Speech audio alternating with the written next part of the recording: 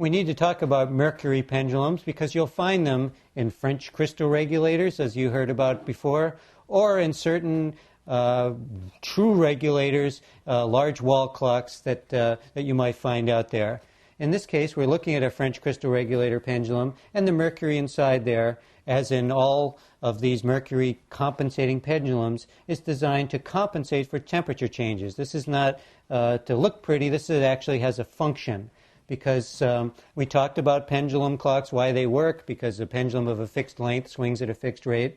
But with a temperature change, that steel pendulum rod can actually get longer if it gets hotter in the house, or shorter if it gets colder. If it gets longer, you have a longer pendulum, the clock slows down.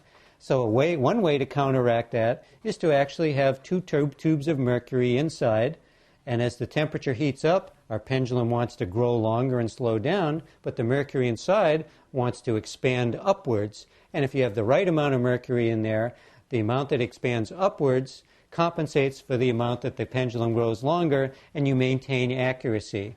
In large pendulum wall regulator clocks, you'll often see very large mercury pendulums can have 10, 15, 60 pounds of mercury in there. So obviously you want to be careful with those, but often they're an important part of a large collectible wall clock if you retain the original mercury pendulum with its glass vials to let you see what's inside.